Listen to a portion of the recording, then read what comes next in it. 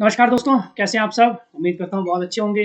मेरा नाम है विनोद कुमार और आप देख रहे हैं मेरे यूट्यूब चैनल द हिस्ट्री वाला। आज 2 बातें शुरू करने से पहले मैं आपको बताऊँगा। पहली है कि 2 दिन से वीडियोज़ नहीं आ रही है मेरे यूट्यूब चैनल पर क्योंकि बिज़ी शेड्यूल तो रहता है। जब आप रिसर्च करते हैं पीएचडी के दौरान काफ़ी सारी चीज़ें हैं जो आपको लेकर चलनी पड़ती हैं। तो पहली बात ये थी, दूसरी बात है कि आज एक वाक़या मेरे साथ हुआ, 2 दिन बाद मैं वीडियो बना रहा था।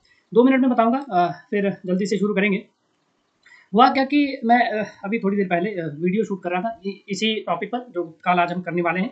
50 जो एमसीक्यूज है वो शुरू किया, ट्राई किया। पहले बार, दूसरी बार 2 वीडियो बनाई। पहली बार थोड़ा कम बनाई, फिर डिस्टर्ब हुआ तो उसके बाद फिर से बनाई। तो 50 क्वेश्चन डिस्कस किए, 45-46 मिनट लेक्चर देता रहा, बात करता रहा, डिस्कस करता रहा, हाईलाइट करता रहा चीज़ों को। फिर बारी आई सेव करने की, वीडियो सेव हो गई। फिर उसको एडिट करना था मुझे। फिर क्या हुआ कि एडिट करने के लिए ओपन किया फ़ोल्डर में जहाँ पे वीडियो सेव होती है, ओपन किया, उसको चलाया, वीडियो में साउंड ही नहीं। मैं 2-3 बार चलाने की कोशिश की कि भाई वीडियो में साउंड है क्यों नहीं, चल क्यों नहीं, शायद फर्स्ट टाइम नहीं आ रही होगी, सेकंड टाइम आएगी। फिर क्या हुआ कि सेकंड टाइम भी नहीं आई, फिर क्या हुआ कि थर्ड टाइम भी नहीं आई।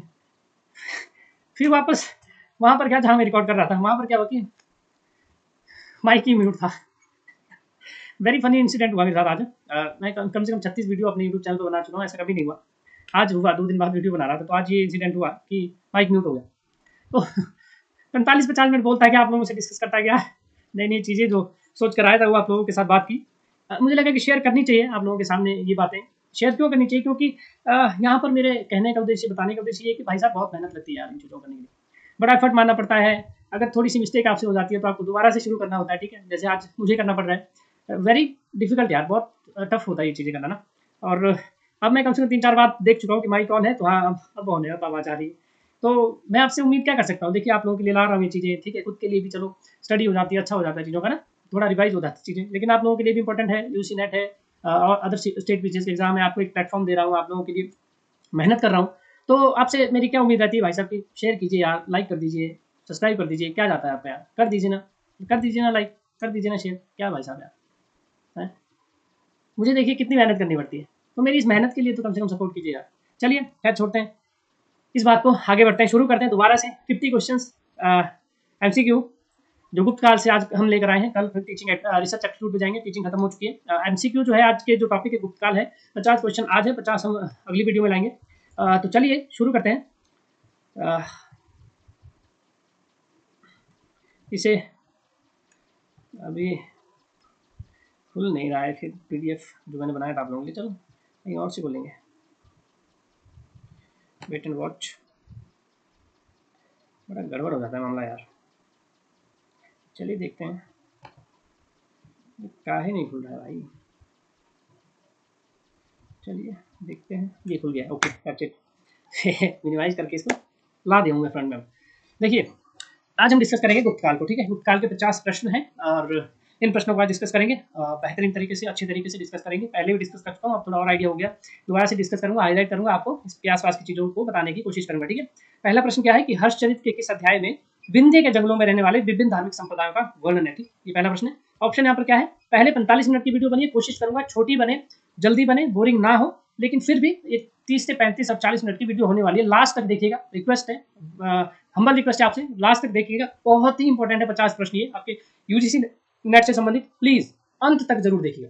तो ऑप्शन यहाँ पर क्या है? ए है अध्याय 2, बी अध्याय 7, सी अध्याय 4, डी अध्याय 8, ठीक है? ऑप्शन जो डी है इसका आंसर आ जाएगा। मैं हाईलाइट भी करते जाऊंगा चीजों को ताकि आपको आसानी हो, ठीक है?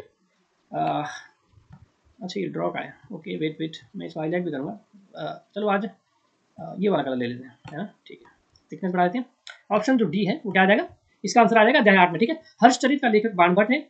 हर्षचरित जो एक किताब है वो बाणभट्ट ने लिखी है। हर्ष का दरबारी कवि था ये बाणभट्ट, ठीक है?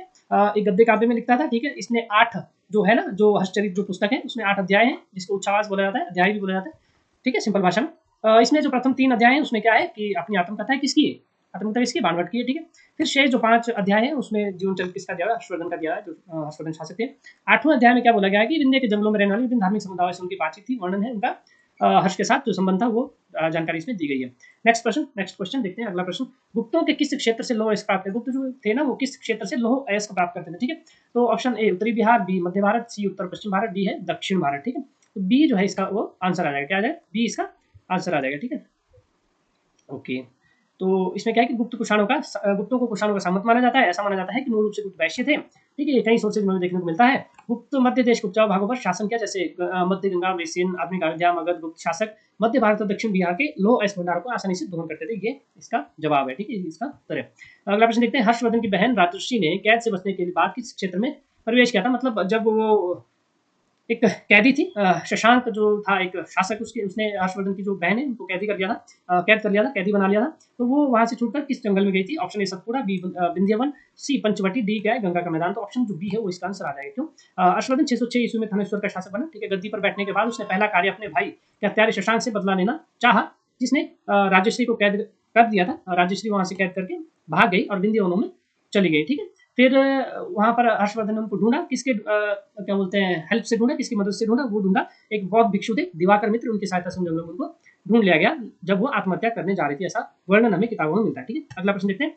निम्नलिखित में से किस राजा की मृत्यु युद्ध के दौरान हुई थी? Option A Lalitaditya, B Bhaskar Varman, Yashovarman, Aditya Sen. तो इसका आंसर सी आ जाएगा, यशोवर्मन। ठीक है, यशोवर्मन इसका क्या है आंसर हो जाएगा, क्या हो जाएगा? यशोवर्मन। ठीक है, देखिए कन्नौज के शासक यशोवर्मन की मृत्यु युद्ध भूमि में हुई। वस्तुतः हर्षवर्धन की मृत्यु के बाद 50 वर्षों तक कन्नौज के इतिहास अंधकार में रहा। ठीक है, इसके पश्चात कन्नौज के सिंहासन पर यशोवर्मन का युद्ध कश्मीर के जो ललितादित्य था मुक्तिपुर उसके साथ मुक्तापीर उसके साथ हुआ था। ठीक है, इसमें यशोवर्मन की लगभग मृत्यु हो गई थी। ठीक है, ऐसा माना जाता है।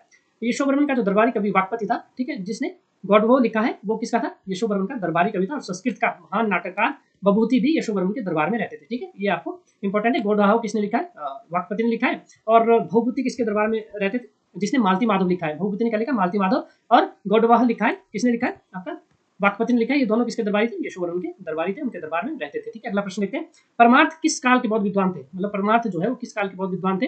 ऑप्शन ए मौर्यकाल, बी गुप्तकाल, सी कुषाण काल और डी मौर्य काल। इसका आंसर आ जाएगा डी गुप्तकाल। ठीक है, परमार्थ कौन थे? गुप्तकाल के विद्वान लोग थे। ठीक है, जिन्होंने एक दूत मंडल, जब उज्जैन के निवासी थे ये लोग, और इनका जो एक दूत मंडल वो चाइना से भारत द्वारा भेजा गया था। ठीक है, तब टाइम है गुप्तकाल के टाइम। ठीक है, गुप्तकाल पांडुलिपि जो है बोवर वो कहाँ से मिली है? ऑप्शन ए नाट्य शास्त्र, सॉरी एक मिनट, गुप्तकालीन बोवर पांडुलिपि किससे संबंधित है? कहाँ से मिली नहीं है, किससे संबंधित है? मतलब इस पांडुलिपि में क्या चीजें आपको देखने को मिलती है? ऑप्शन ए नाट्य शास्त्र, बी आयुर्वेद, सी खगोल शास्त्र, डी गणित आ जाएगा। ठीक, तो इसका जो आंसर है वो आ जाएगा बी आयुर्वेद से। ठीक है, जो बोवर पांडुलिपि है गुप्तकाल की वो कहाँ से आ जाएगी? आयुर्वेद से संबंधित है। ठीक है, बोर पांडुलिपि 4वीं शताब्दी ईस्वी के प्राचीनतम चिकित्सकीय ज्ञान आयुर्वेद, शकुन, विचार तथा भविष्य कथन से संबंधित महत्वपूर्ण खोज है। यह मूलतः यशोमित्र नामक बौद्ध भिक्षु के निबंधों का संग्रह है। यह बौद्ध भिक्षु कमतुरा बौद्ध विहार में निवास करता था, जिसकी खोज 1890 में हैमिल्टन बोवर ने गोबी बलस्थल में की थी। ठीक है, अगला प्रश्न देखते हैं। गुज्जर प्रतिहार राजवंश के प्रथम पुरुष हरिश्चंद्र का उल्लेख किस अभिलेख में किया जाता है? ऑप्शन ए मीरभोज का ग्वालियर प्रशस्ति, बाहु का जोधपुर अभिलेख, गोविंद तृतीय का राधानपुर अभिलेख और पुलकेशिन तृतीय का अभिलेख। ये सारे अभिलेख भी आपको याद करने बहुत जरूरी है, जो मैं हाईलाइट कर रहा हूँ इनको याद कर लीजिए। ये अगर यहाँ इसका कोई और मतलब है, किसी और मतलब से ये प्रश्न पूछा गया है, और कहीं पर ये भी पूछा जा सकता है कि जोधपुर अभिलेख किसका है, राधानपुर अभिलेख किसका है, एहोल अभिलेख किसका है, मिलान में आ सकते हैं आपको, मिलान ने होंगे शासक और अभिलेखों को। तो इसका आंसर यहाँ पर बी आ जाएगा। बाहु का जोधपुर अभिलेख में हरिश्चंद्र का उल्लेख मिलता है, जो गुज्जर प्रतिहार राजवंश के प्रथम पुरुष था। ठीक है, अगला प्रश्न देखते हैं। पाल शासक रामपाल का ऐतिहासिक जीवन वृत्त रामचरित किसने लिखा है? अब यहाँ पर सीधा पूछेगा रामचरित किसने लिखा है, तो ये संध्याकर नंदी ने लिखा है रामचरित। सीधा सीधा ये सवाल है, सीधा इसका आंसर है। ठीक है, पाल शासक रामपाल का ऐतिहासिक जीवन वृत्त रामचरित की रचना संध्याकर नंदी ने की है। ठीक है, संध्याकर नंदी ने इस ग्रंथ में स्वयं को कल युग का वाल्मीकि कहा है। बहुत ही इंपॉर्टेंट प्रश्न है। ठीक है, रामपाल को राम कहा है, जो पाल शासक रामपाल थे उनको क्या बोला है? राम कहा है, और खुद को संध्याकर नंदी ने खुद को वाल्मीकि कहा है। तो ये बहुत ही इंपॉर्टेंट प्रश्न है, यहाँ से आपको प्रश्न अवश्य बनता है। इसको मैं 2-3 बार देख चुका हूँ, यूसी नेट में ये प्रश्न आ चुका है। ठीक है, यह ग्रंथ द्विवेदी श्रेष्ठ प्रकार से लिखा गया है। ठीक है, रामचरित में केवल के नेता भीमा को राज करने को लेके और इसमें चीजें दी गई है। ठीक है, अगला प्रश्न देखते हैं। हर्षचरित अध्याय में विभक्ति जिन्हें क्या कहा जाता है? हर्षचरित कितने 8 अध्याय में विभक्ति, नीचे आप व्याख्या में देख सकते हैं, लेकिन इनको कहा क्या जाता था? ऑप्शन ए उच्छ्वास, बी अधिकरण, सी सर्ग, डी तरंग। तो इसका आंसर जो आ जाएगा वो आ जाएगा उच्छ्वास। ठीक है, हर्ष के जो चैप्टर है, हर्ष के जो पार्ट है, उसको जो क्या बोलते हैं, हर्षचरित के जो पार्ट है, हर्षचरित जो 8 अध्याय में बटा है वो क्या है? उनको उच्छ्वास कहा जाता है। ठीक है, अगला प्रश्न देखते हैं। प्राचीन काल में नालंदा महाविहार के कुलपति कौन थे? ठीक है, ऑप्शन जो डी है वो शीलभद्र इसका आंसर आ जाएगा, क्योंकि 3-4 जो ऑप्शन दिए हैं इसमें से शीलभद्र सही आंसर है।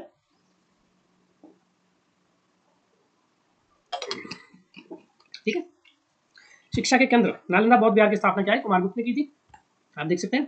नालंदा में ही वेंसांग 18 माह रहकर योग शास्त्र का अध्ययन किया था। ठीक है, नालंदा विश्वविद्यालय के सबसे प्रसिद्ध कुलपति शीलभद्र थे, जो हेनसांग के समय विश्वविद्यालय कुलपति थे। ठीक है, हेनसांग भी इनका वर्णन करते हैं, उनकी बात करते हैं। शीलभद्र एकमात्र आचार्य थे जो सभी संग्रहों के ज्ञाता थे। नालंदा विश्वविद्यालय में चिकित्सा शास्त्र का अध्ययन बहुत इंपॉर्टेंट हो जाता था। ठीक है, करते ही करते थे। चिकित्सा शास्त्र सबसे पहले वहाँ पर चिकित्सा शास्त्र का अध्ययन किया ही जाता था, अनिवार्य था। ठीक है, अगला देखते हैं स्वप्नवासवदत्तम या स्वप्नवासवदत्ता किताब किसने लिखी है? तो इसका आंसर आ जाएगा ऑप्शन ए, भास ने लिखी है। ठीक है, क्या किसने लिखी है? भास ने लिखी है। यहाँ पर ऑप्शन आप देख सकते हैं, स्वप्नवासवदत्ता भास ने लिखी है। ये इकट्ठा ही दोनों हाईलाइट हो रहे हैं, लेकिन आंसर ये है भास। ठीक है, संस्कृत साहित्य के प्रख्यात नाटककार हुए महाकवि भास। ठीक है, सबसे चर्चित चेहरे रहे। ठीक है, और स्वप्नवासवदत्तम या स्वप्नवासवदत्ता इनका एक नाटक है। इन्होंने जो लिखा है, क्या है ये? नाटक है, ये कोई नोवेल नहीं है, नाटक है। ठीक है, जिसमें एक अविहरणीय प्रेम कथा है। इसमें जो है वो क्या है? स्वप्नवासवदत्ता क्या है? प्रेम कथा है। ठीक है, महाकवि कालिदास ने अपने रचनाओं में इनके नाम का उल्लेख किया है। महाकवि कालिदास भी बोलते हैं किसका? भास का जो वर्णन है महाकवि कालिदास भी करते हैं। ठीक है, इससे सिद्ध होता है कि महाकवि कालिदास के पहले कवि या गुप्त काल के पहले कवि जो थे वो भास थे। ठीक है, इनकी जो अलग और रचनाएं जो है वो जो इसके स्वप्नवासवदत्ता या स्वप्नवासवदत्तम के अलावा जो रचनाएं वो प्रतिमा नाटक, पांचरात्र, कर्णभार, ठीक है, उरुभंग, ठीक है, अभिमारक आदि क्या है इसके अलग रचनाएं हैं जो इन्होंने और रचनाएं की है। ठीक है, अगला प्रश्न देखते हैं, इन मध्यकालीन राज्यों में से किसके अधीन प्रांतों में भुक्ति प्रदेश और भोग में विभाजित किया जाता था? ठीक है, तो ऑप्शन ए पल्लव, अहोम, चेर और गुप्त राज्य। तो गुप्त राज्य के दौरान क्या होता था कि प्रांतों को भुक्ति प्रदेश और भोग में विभाजित किया जाता था। ये एडमिनिस्ट्रेशन जो गुप्तकालीन था वहां से प्रश्न बना है। तो गुप्तकालीन एडमिनिस्ट्रेशन से एक या दो प्रश्न 101% बनते हैं, और उसमें मैं यहाँ पर कम से कम 10 प्रश्न ऐसे डिस्कस करूंगा जो गुप्तकालीन एडमिनिस्ट्रेशन से संबंधित है। ठीक है, उसके आसपास ही आपको प्रश्न देखने को मिलेंगे यूजी नेट और अदर स्टेट पीसीएस एग्जाम में। ठीक है, गुप्त शासनकाल के समय प्रांतीय शासन व्यवस्था भुक्तियों में विभाजित थी। ठीक है, भुक्तियों में थी, प्रांतीय जो शासन व्यवस्था थी भुक्तियों में विभाजित थी। ठीक है, प्रत्येक भुक्ति के विषय होते थे आगे, जिनको जिले बोला जाता है। ठीक है, भुक्ति को वर्तमान समय में कमिश्नरी के समान कह सकते हैं। ठीक है, वर्तमान समय का जो कमिश्नरी वो भुक्ति थी। भोग मौर्य काल में भोग कर को चुंगी कहा जाता था, लेकिन गुप्त काल में इसको क्या साम्राज्य में भोग किसको कहा जाने लगा? आगे जो उसके पार्ट्स हैं गुप्त राज्य के, उनको क्या कहा जाना है? भोग कहा जाने लगा। प्रांतों को भुक्ति देश या अवनी कहा जाता था, ये बहुत इंपॉर्टेंट है, प्रांतीय एडमिनिस्ट्रेशन से ये चीजें पूछ गई है। प्रांतों के जो शासक थे या भुक्ति का जो शासक था उसको ऊपरी के महाराज कहा जाता था, जो जिसकी नियुक्ति सीधे तौर पर सम्राट करता था। डायरेक्ट ऑर्डर सम्राट कहते थे, शासक कहते थे। भाई साहब, आप हरियाणा राज्य में उसका हरियाणा राज्य का वो देखेंगे, आप पंजाब राज्य का देखेंगे, आप हिमाचल राज्य का देखेंगे, तो इस तरह से क्या है वहां पर मुख्यमंत्री जिनको ऊपरी कहा जाता था उनको लगाया जाता था आज के संदर्भ में, आज के कॉन्सेप्ट में। ठीक है, नीचे दो कथन दिए गए हैं, हमें तर्क देखना है, उसके बाद अपना कंक्लूजन निकालना है। तो पुलकेशिन द्वितीय ने हर्षवर्धन को हराया था, ये द्वितीय है, 11 नहीं है, ये मिसटाइप हो गया है, थोड़ा ऊपर नीचे हो जाता है। अगला जो तर्क है वो है, वह उत्तरी भारत में अपने राज्य का विस्तार करना चाहता था। उपरोक्त दो कथनों में संदर्भ में कौन सा सही है कौन सा गलत है? तो ऑप्शन ए इसका सही आएगा। ए सही है, परंतु क्या है आर जो है वो गलत है। ठीक है, हर्ष ने दक्षिण में राज्य विस्तार के लिए वल्लभी स्वराष्ट्र पर आक्रमण किया। यह युद्ध हर्ष और पुलकेशिन द्वितीय के मध्य युद्ध का कारण बना। ठीक है, हर्ष का साम्राज्य दक्षिण में नर्मदा के तट पर फैला था। वातापी के चालुक्य पुलकेशिन द्वितीय ने हर्षवर्धन को नर्मदा नदी के तट पर पराजित किया था। इस तथ्य का वर्णन रवि कीर्ति द्वारा उत्कीर्ण अभिलेख में 634 में किया गया है। ठीक है, अगला प्रश्न देखते हैं, इसको सुमेलित आपने करना है। बहुत सारे प्रश्न एडमिनिस्ट्रेशन से मैंने बोला आपको, प्रशासन से मिलते हैं। प्रांतीय प्रशासन होता है, ठीक है, फिर जिला प्रशासन होता है, फिर आपका तहसील प्रशासन होता है, ग्रामीण प्रशासन होता है। इसको देखना बहुत जरूरी है। इधर ए दंडपाशिक, महाप्रतिहार, महाअक्षपलिक और महाबलाधिकृत। तो यहाँ पर कूट मैंने नहीं दिया है क्योंकि मैंने नीचे इसकी एक्सप्लेनेशन दे दी है, कूट थोड़ा इधर उधर हो जाता था तो मैंने उसको हटा दिया। तो दंडपाशिक कौन होता था? दंडपाशिक होता था पुलिस विभाग का प्रधान। ठीक है, महाप्रतिहार होता था राजमहल के रक्षकों का प्रधान। महाअक्षपालिक होता था आपका हाईवे का लेखा जोखा रखने वाला। महाबालाधिकृत होता था आपका सेना का सर्वोच्च अधिकारी। ठीक है, अगला प्रश्न देखते हैं, हर्ष के प्रशासन स्थापित कौन होता था? स्थापित नामक पदाधिकारी कौन होता था? रात्रि में घूमने वाला या रनिवास के कर्मचारी का निरीक्षक या फिर आगंतुकों को राजा की सभा में ले जाने वाला या फिर एक न्यायाधीश? तो इसका आंसर आ जाएगा रनिवास के कर्मचारी का निरीक्षण। ठीक है, क्या था स्थापित अधिकारी जो हर्ष के प्रशासन में होता था, रनिवास में नियुक्त कर्मचारी का निरीक्षण करता था, तथा दिव्य एक होता था जो अमात्य श्रेणी का व्यक्ति होता था, वो लेखक होता था। दिव्य क्या होता था? लेखक। अगर आपको हर्ष प्रशासन में पूछेगा कि दिव्य कौन था, तो दिव्य आप किसको बोलेंगे? दिव्य बोलेंगे आप अमात्य को। ठीक है, अगला प्रश्न देखते हैं, किस अभिलेख में गुप्त वंश के शासक रामगुप्त का नाम आता है? ऑप्शन ए समुद्र का प्रयाग प्रशस्ति, हर्षवर्धन का बसखेड़ा अभिलेख, अमोघवर्ष का संजन ताम्रपत्र लेख या स्कंदगुप्त का एहोल अभिलेख? तो इसका आंसर आ जाएगा सी, अमोघवर्ष का संजन ताम्रपत्र में आपको रामगुप्त का उल्लेख मिल जाता है। ये प्रश्न भी एक दो बार नेट में देखने को मिला है, आप इसकी वीडियो को पॉज करके आप इसकी व्याख्या पढ़ सकते हैं। ठीक है, क्योंकि यदि मैं ज्यादा व्याख्या पढ़ता गया तो फिर क्या है कि वीडियो लंबी हो जाएगी और आप बोर हो जाएंगे और आप वीडियो कट कर लेंगे। प्लीज लास्ट तक देखिए, बहुत इंपॉर्टेंट प्रश्न आज डिस्कस कर रहा हूँ मैं। वीडियो जितनी छोटी हो सकता है मैं बनाने की कोशिश कर रहा हूँ ताकि आपका समय बचे। ठीक है, अगला प्रश्न देखते हैं, निम्नलिखित में से किससे गुप्तों ने पतलून पहनना सीखा था? भाई साहब देखिए यहाँ पर क्या प्रश्न आ गया, गुप्तों ने भाई साहब कपड़े पहनने किससे सीखे थे? ऑप्शन ए कुषाणों, बी शुंगों, सी मौर्यों से और डी शकों से। तो ऑप्शन ए आ गया आंसर आ जाए, क्योंकि कुषाणों ने सबसे पहले क्या है पतलून, ठीक है, बागडोर, बटन वाले कोट, पतलून और जूते का उपयोग सीखा था, मतलब इन्हीं से सीखा था। कुषाणों ने काठी, ठीक है, बागडोर, बटन वाले कोट, पतलून और जूते का प्रयोग कुषाणों ने सीखा था, सबसे पहले इन्होंने यूज किया था कुषाणों ने। ठीक है, अगला प्रश्न देखते हैं, प्रभाकर वर्धन की पत्नी ने उसके मृत्यु के बाद किस नदी किनारे अपना आत्मदाह किया था? ऑप्शन सी इसका आंसर आ जाएगा सरस्वती नदी। ठीक है, आप वीडियो रोक के एक्सप्लेनेशन पढ़ सकते हैं। अगला देखते हैं, किस गुप्त सम्राट को महाराजा धीराज के रूप में वर्णित किया गया है? ठीक है, महाराजा धीराज किसको कहा गया? ऑप्शन बी आपका आ जाएगा चंद्रगुप्त को, ठीक है। गुप्त वंश का पहला राजा था वो चंद्रगुप्त था, जिसने अपने राज्य को पूर्ण स्वतंत्र किया, ठीक है, और महाराजा धीराज की उपाधि धारण की। इसे गुप्त वंश का वास्तविक शासक भी माना जाता है। चंद्रगुप्त प्रथम को इतिहास में नए संवत के प्रवर्तन का श्रेय दिया जाता है, जिसे गुप्त संवत कहा गया। और फ्लीट की गणना के अनुसार यह जो गुप्त संवत 319 या 320 ईस्वी में शुरू किया था, ठीक है।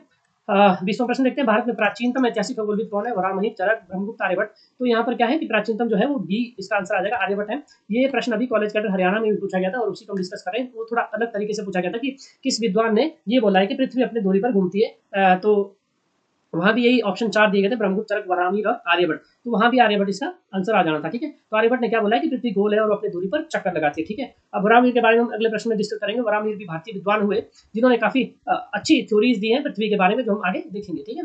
वराहमिहि ने कहा है कि पृथ्वी भाई साहब सूर्य के चारों ओर घूमती है, ठीक है। पृथ्वी जो है वो सूर्य का चक्कर लगाती है, ठीक है, सूर्य को केंद्र मानकर। वो हम डिस्कस करेंगे आगे आने वाला प्रश्न में।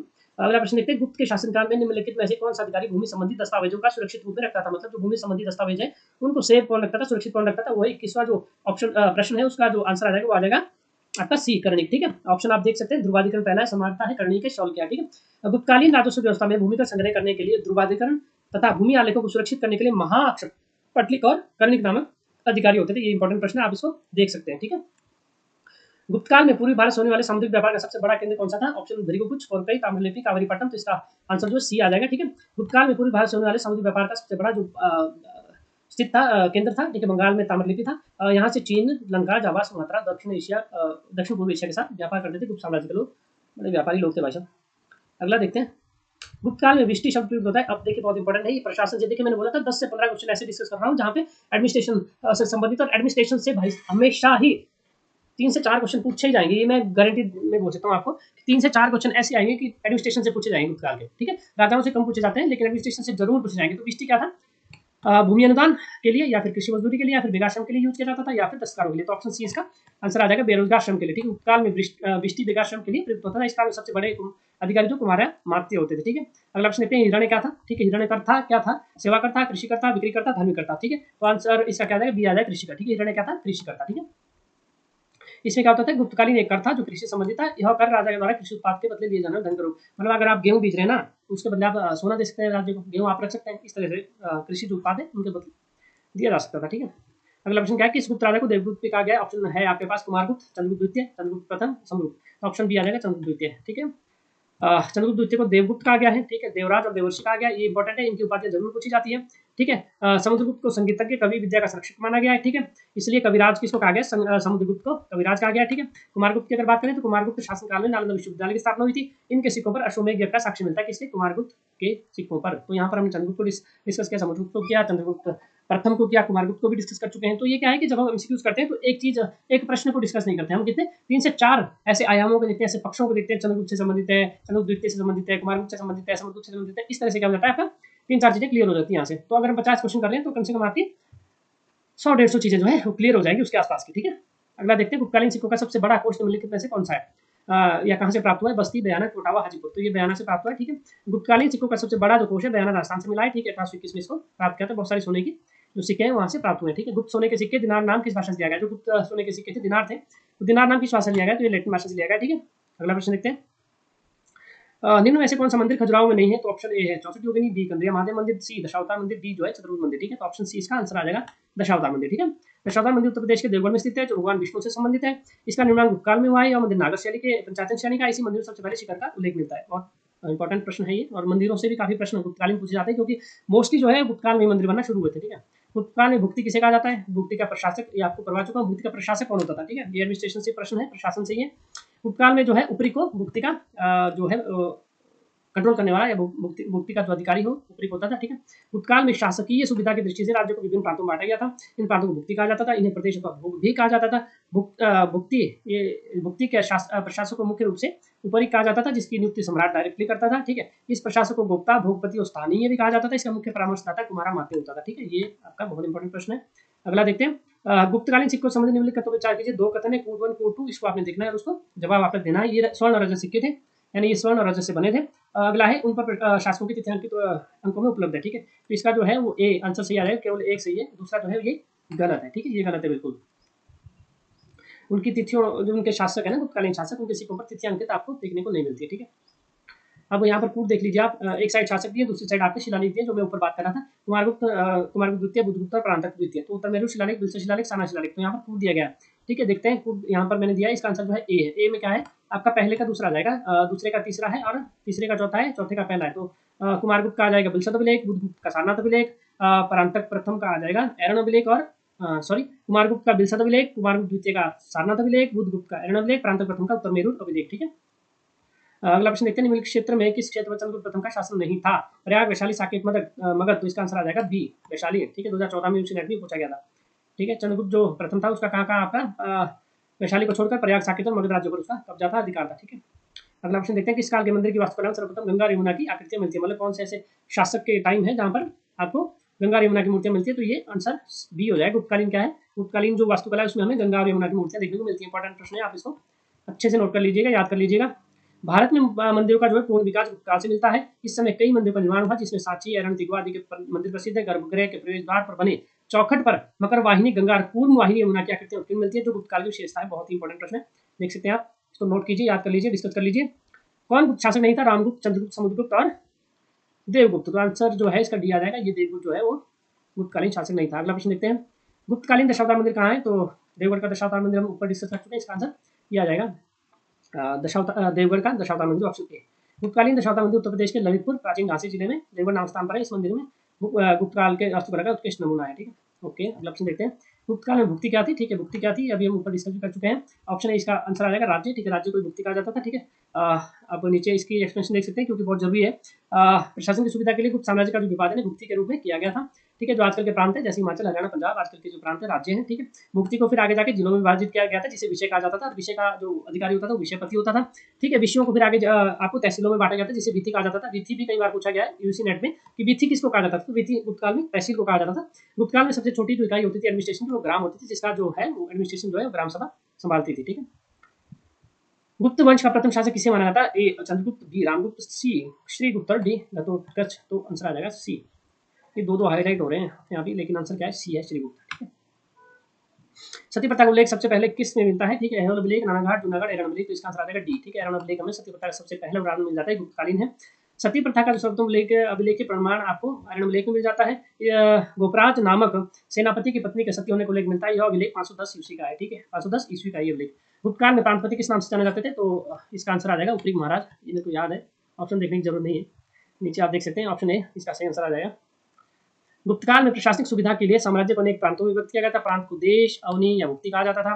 गुप्तकाल प्रशासन के प्रमुख प्रांत सौराष्ट्र, पश्चिमी मालवा, अवंती, पूर्वी मालवा, एरन, तीर, भुक्ति, पुंड्रवर्धन, मगध आदि थे। भुक्ति के शासक को उपरी कहा जाता था, जिसकी नियुक्ति सम्राट द्वारा की जाती थी तथा सम्राट के प्रति ही उत्तरदायित्व होता था। सीमांत क्षेत्रों के जो शासक थे उनको गुप्ता कहा जाता था। यहाँ पर एक बात आई है कि सीमांत क्षेत्र के शासक, जैसे बात मान लो आपका चाइना के साथ हमारा राज्य लगता है, हमारा देश की सीमा लगती है, ठीक है। तो चाइना के साथ जैसे अरुणाचल प्रदेश का बॉर्डर लगता है, ठीक है। आपका तिब्बत के साथ हमारा है, नेपाल के साथ बॉर्डर लगता है, ठीक है। आपका पाकिस्तान के साथ जम्मू एंड कश्मीर का बॉर्डर लगता है। तो जो इन राज्यों में जैसे जम्मू कश्मीर में है, अरुणाचल प्रदेश में है, ठीक है, इन राज्यों का जो जैसे विदेशी शक्तियों के साथ, जैसे विदेशी कोई शासक थे उनके साथ जो राज्य की जो सीमाएं थी, उनके जो शासक थे उन राज्यों के, जैसे जम्मू कश्मीर का मान लीजिए, ठीक है। गुप्तकाल में आज सबसे अच्छा तरीका प्रेजेंट का इतिहास को प्रेजेंट के साथ कनेक्ट करके देखो, ठीक है।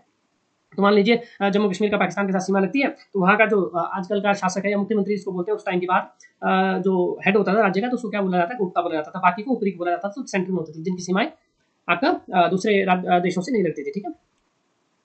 इसकी भी नियुक्ति सम्राट करता था, बिल्कुल सोच समझ कर करता था। उपरी पद के प्राय राजकुमार होते थे, जो उपरी पद है उस पर राजकुमार राजकुल के संबंधित व्यक्ति ही होते थे, ठीक है।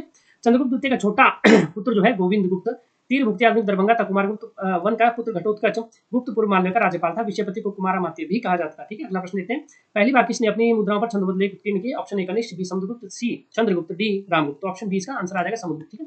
गुप्त शासकों ने सर्वप्रथम अपनी मुद्राओं पर छंदोबद्ध लेख उत्कीर्ण किए थे, उसमें सबसे पहले क्या समुद्रगुप्त ने किए थे, ठीक है। पहला शासक था जिसके मुद्राओं पर छंदोबद्ध मुद्रा में लेख उत्कीर्ण किया गया था। प्राचीन भारतीय इतिहास में गुप्त शासकों ने सर्वाधिक सोने के सिक्के जारी किए। यह धातव्य ये है कि गुप्त सोने के सिक्के तौलमान में कुषाण सिक्कों से भारी थे, किंतु गुप्त सोने के सिक्कों में स्वर्ण की मात्रा कुषाणों की मात्रा कम थी। यहाँ पर दो प्रश्न आपको बन जाते हैं कि सबसे ज्यादा जो सिक्के हैं, सबसे ज्यादा जो कॉइन्स है ना, सबसे ज्यादा जो कॉइन है वो गुप्तों ने जारी किए थे सोने के, सबसे ज्यादा मतलब 100 कॉइन गुप्तों ने जारी किए। कुषाणों ने 40 ही कॉइन जारी किए थे। बात मान लीजिए, हम एक एग्जांपल सेट कर रहे हैं कि गुप्तों ने मान लीजिए 1000 सिक्के जारी किए थे, ठीक है, 100 तो बहुत कम हो जाएंगे, 1000 5000 सिक्के उन्होंने बनाए थे। लेकिन कुषाणों ने 3000 बनाए थे, लेकिन शुद्ध कुषाणों के थे, ठीक है, सबसे ज्यादा जो शुद्ध थे वो कुषाणों के थे। सबसे ज्यादा शुद्धता किस मामले में आप बोल सकते हैं, शुद्धता आप बोल सकते हैं कि सबसे ज्यादा शुद्ध 24 कैरेट सोने के सिक्के का कुषाण बनाते थे। गुप्तों के सिक्कों में थोड़ी बहुत मिलावट थी, ठीक है, लेकिन सबसे ज्यादा जो सिक्के वो गुप्तों ने बनाए थे। ये कॉन्सेप्ट आपका आज क्लियर हो गया है, ठीक है। अगला प्रश्न देखते हैं, गुप्तकाल में ताम्र की मुद्रा का प्रचलन किसने करवाया था? ऑप्शन ए चंद्रगुप्त, समुद्रगुप्त, स्कंदगुप्त, विष्णुगुप्त, ठीक है। तो ऑप्शन बी इसका आंसर आ जाएगा समुद्रगुप्त, ठीक है। ताम्र मुद्रा जो है समुद्रगुप्त ने शुरू की थी। और अगला प्रश्न, अगला यहाँ पर प्रश्न भी आएगा कि चांदी की सबसे पहले किसने मुद्रा जारी की थी। यही आप एक्सप्लेनेशन में देख सकते हैं, चंद्रगुप्त द्वितीय ने सबसे पहले चांदी का सिक्का जारी किया था 26.3 से 32 ग्रेन तक, ठीक है। अगला प्रश्न आप देख सकते हैं, गुप्त अवधि के बारे में मुद्रा शास्त्रीय ज्ञान के अनुसार निम्नलिखित में से किस शासक को सोने के सिक्कों पर बीड़ा बजाते हुए दर्शाया गया? तो ऑप्शन सी इसका आंसर आ जाएगा समुद्रगुप्त, ठीक है। समुद्रगुप्त ने जो है 6 प्रकार के सिक्के जो है जारी किए थे। यहाँ पर आप देख सकते हैं ध्वजधारी प्रकार के या धनुधारी प्रकार के सिक्के, ठीक है, परशुधारी सिक्के, अश्वमेध प्रकार के सिक्के चलाए थे, व्याघ्र निहंता सिक्के चलाए थे, भाग को मारते हुए इसमें इसको दिखाया गया है। अश्वमेध प्रकार के सिक्कों पर इसको अश्वमेध का यज्ञ करते दिखाया गया। धनुधारी में धनुष और बाण लेके दिखाया गया। परशुधारी में इसको फरसा लेके दिखाई दिया है। वीणा वादन करते हुए इसने सिक्के जारी किए थे, ठीक है। अगला प्रश्न देखते हैं, निम्न में से किसका उल्लेख प्रयाग प्रशस्ति में नहीं है?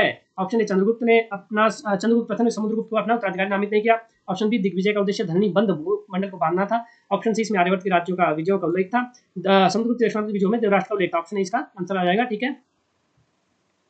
प्रयाग प्रसिद्ध में इसका उल्लेख नहीं मिलता है कि चंद्रगुप्त ने भाई साहब समुद्रगुप्त को अपना उत्तराधिकारी नामित नहीं किया था, ठीक है, नहीं किया था, उसका कोई उल्लेख नहीं मिलता, किया था या नहीं किया था कोई उल्लेख नहीं। समुद्रगुप्त का समकालीन श्रीलंका राजा कौन था? तो इसका ऑप्शन डी आ जाएगा, मेघवर्णन आ जाएगा, ठीक है। आगे आप एक्सप्लेनेशन पढ़ सकते हैं वीडियो को पॉज करके। अगला प्रश्न देखते हैं, इलाहाबाद स्तंभ लेख में उल्लिखित समुद्रगुप्त द्वारा विजित दक्षिणावित के राज्यों को क्रमानुसार लिखिए। तो देवराष्ट्र, कांची, पृष्ठभूमि, चंगी, तो आप इसका आंसर देख सकते हैं नीचे। सी आंसर आ जाएगा C B D A. C B D A का मतलब क्या होगा? सी बी डी ए, ठीक है, सी बी डी ए। सी मतलब पृष्ठभूमि, बी आपका कांची, डी आपका चेंगी आ जाएगा, और देवराष्ट्र आपका सबसे लास्ट में आ जाएगा, ठीक है। अगला प्रश्न देखते हैं, यहाँ पर क्या है, एक्सप्लेनेशन भी देख सकते हैं, इंपॉर्टेंट है। चंद्रगुप्त प्रथम का उत्तराधिकारी समुद्रगुप्त हुआ। उसने आर्यवर्त तथा दक्षिण के 12 राज्यों को पराजित किया, ठीक है, नॉर्थ के भी और साउथ के 12 राज्यों को पराजित किया, टोटल 24 को पराजित किया। इन्हीं विजयों के कारण इतिहासकार विंसेंट स्मिथ ने भारत का नेपोलियन कहा है, ठीक है। समुद्रगुप्त ने उत्तर के भारत के प्रमुख 3 शक्तियों को भी पराजित किया था, जो अच्युत, नागसेन, कोत, कुलज है। और क्या बोलते हैं, दक्षिण के जो राज्य हैं 12 राज्यों को विभाजित किया था, टोटल 15 किए थे।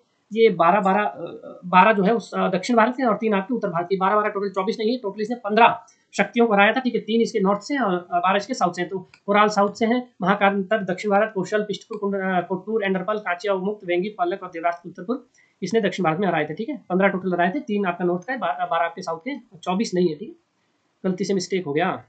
समुद्रगुप्त के शासनकाल के समय कांची का शासक कौन था? तो ऑप्शन ए आ जाएगा, विष्णुगुप्त इसका आंसर आ जाएगा, ठीक है। अगला प्रश्न देखते हैं, समुद्रगुप्त के संबंध में निम्नलिखित में से कौन से कथन सही है? कूट का प्रयोग करें। देखिए, वह एक विजेता, कवि और एक संगीतकार था। ऑप्शन बी, उसे लिच्छवी दोहित्र कहा जाता है। ऑप्शन सी, उसने पश्चिमी क्षत्रपों के सिक्कों की नकल की। ऑप्शन डी, इलाहाबाद के स्तंभ लेख में उसके अश्वमेध का लेख नहीं है, ठीक है। तो आंसर क्या आ जाएगा? सी आ जाएगा। तो सी को देखते हैं क्या है। सी में दिया गया 1, 2 और 4 इसके सही है। तो 1, 2 और 4 कौन से? पहला है, वह एक विजेता था, एक कवि और संगीतकार था, बिल्कुल था हमें। उसके सिक्के मिलते हैं संगीतकार के, कवि होने के, उसके सोर्सेज मिलते हैं। बी, उसे लिच्छवी दोहित्र कहा गया, बिल्कुल कहा गया, क्योंकि उसकी जो माता थी वो लिच्छवी दोहित्र थी और उनका वो पुत्र था। सी इसका गलत आ जाएगा। ये हाईलाइट डबल हो गए एक साथ में, लेकिन जो सी है वो गलत आ जाएगा। डी इसका आंसर सही आ जाएगा। इलाहाबाद के स्तंभ लेख में उसके अश्वमेध का उल्लेख नहीं है, ठीक है। अगला प्रश्न देखते हैं, 4वीं शताब्दी ईस्वी के मध्य का साम्राज्यिक शासक कौन था? ऑप्शन ए चंद्रगुप्त प्रथम, चंद्रगुप्त द्वितीय, समुद्रगुप्त में से कोई नहीं, तो ऑप्शन सी आ जाएगा, समुद्रगुप्त इसका आंसर आ जाएगा, ठीक है। अगला देखते हैं, जिनमें से किस गुप्त अभिलेख में समुद्रगुप्त द्वितीय को राजर्षि के रूप में किया गया? चंद्रगुप्त का उदयगिरी हुआ लेख, चंद्रगुप्त द्वितीय का मथुरा प्रस्तर अभिलेख, प्रभावती गुप्ता का पूना ताम्रपत्र, कुमारगुप्त प्रथम का बिलसद अभिलेख, ठीक है। तो ऑप्शन ए इसका आंसर आ जाएगा, ठीक है। ये भी आपको पढ़ लेनी चाहिए, जो ABCD हमने यहाँ पर बताया है कि भाई साहब प्रस्तर अभिलेख है, कुमारगुप्त प्रथम का, प्रभावती गुप्ता का पूना ताम्रपत्र, चंद्रगुप्त द्वितीय का आपका प्रस्तर अभिलेख आता है, ठीक है। ये ऑप्शन इसका सही आ जाएगा, ठीक है। आप एक्सप्लेनेशन पढ़ लीजिएगा, मैं ही पढ़ देता हूँ, ये इंपॉर्टेंट है थोड़ा। चंद्रगुप्त द्वितीय से संबंधित है। उदयगिरी ग्वालेख जो है चंद्रगुप्त द्वितीय का है, ठीक है, और उसमें इसको क्या बोला गया? राजर्षि के रूप में वर्णित किया गया, ठीक है। विदित है कि चंद्रगुप्त का जो दूसरा नाम है वो देवराज और देवगुप्त था, बहुत इंपॉर्टेंट है। यहाँ से बहुत प्रश्न बनते हैं कि देवगुप्त या देवराज किसका जो निक नेम था या सेकंड नेम था? तो वो था चंद्रगुप्त द्वितीय का, ठीक है। उसने विक्रमांक की उपाधि धारण की थी, विक्रमादित्य की थी, परम भागवत भी की थी, देवर्षि की उपाधि भी धारण की थी। ये भी इंपॉर्टेंट है, ये उपाधि आपको गुप्तकाल के कोई भी शासक है उसकी याद रखनी पड़ेगी, ठीक है। इसने गुप्तकाल में इसकी जो शासनकाल में वो गुप्तकाल जो है उन्नति के चरम पर था। चीनी यात्री फायान भी इसी काल में आया था, किसी काल में आया था? चंद्रगुप्त द्वितीय के काल में आया था, ठीक है। अगला प्रश्न देखते हैं, 6वीं शताब्दी के खगोलज्ञ मरामहिर देश किस भाग से संबंधित है? पश्चिमी हिमालय, दक्षिण राजस्थान, उत्तर गुजरात, दक्षिण मगध। तो इसका जो आंसर है वो आ जाएगा आपका ऑप्शन ए, मालवा यानी उत्तरी मालवा से, ठीक है, पश्चिमी मालवा, सॉरी पश्चिमी मालवा से। हाँ, जो है छठी शताब्दी के खगोलविद जो थे बरामीर थे, वह देश के पश्चिम मालवा से संबंधित थे, ठीक है। प्रख्यात ज्योतिषाचार्य थे, ठीक है, गुप्त युग के टाइम थे। उन्होंने विभिन्न ग्रहों नक्षत्रों की बात की है, ठीक है। पहली बार बताया कि चंद्रमा पृथ्वी का चक्कर लगाती है। यह चंद्रमा के 9 रत्नों में शामिल था। इसकी प्रमुख कृतियां बृहद जातक, पंचसिद्धांत का। अच्छा, चंद्रगुप्त के 9 रत्नों में शामिल थे कौन? चंद्रगुप्त के 9 रत्नों में शामिल कौन थे? बरामीर थे। बरामीर की जो अन्य रचनाएं हैं वो बृहद जातक है।